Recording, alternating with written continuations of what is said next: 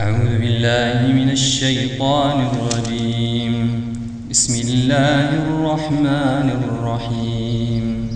سأل سائل بعذاب واقع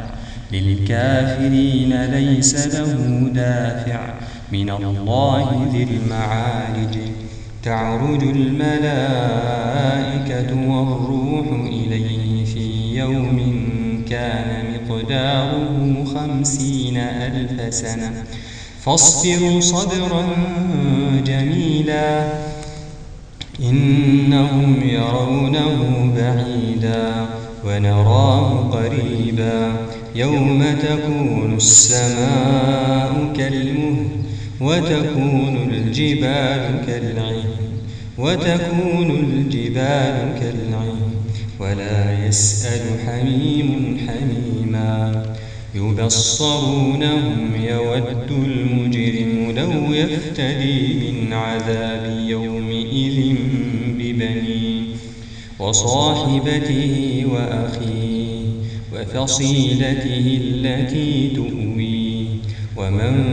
في الأرض جميعا ثم ينجيه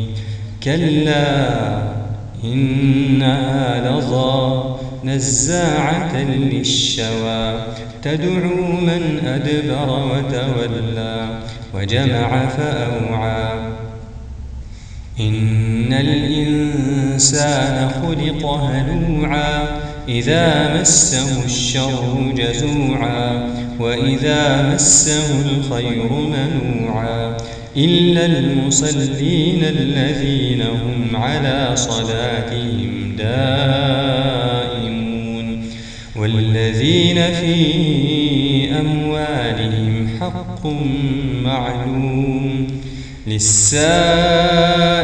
والمحروم والذين يصدقون بيوم الدين والذين هم من عذاب ربهم مشفقون إن عذاب ربهم غير مأمون والذين هم لفروجهم حافظون إلا على أزواجهم أو ما ملكت أيمانهم فإنهم غير ملومين فمن ابتغى وراء ذلك فأولئك هم العادون والذين هم لأماناتهم وعهدهم راعون والذين هم بشهاداتهم قائمون والذين هم على صلاتهم يحافظون أولئك في جنات مكرمون فما للذين كفروا قبلك مهطعين عن اليمين وعن الشمال عزين أيطمع كل امرئ منهم أن يدخل جنة نعيم كلا إنا خلقناهم مما يعلمون فلا أقسم برب المشارق والمغارب إنا لقادرون على أن نبدل خيرا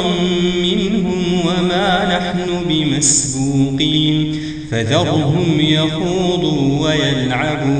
ويلعبوا حتى يلاقوا يومهم الذي يوعدون يوم يخرجون من الأجداث سراعا كأنهم إلى نصب يوفضون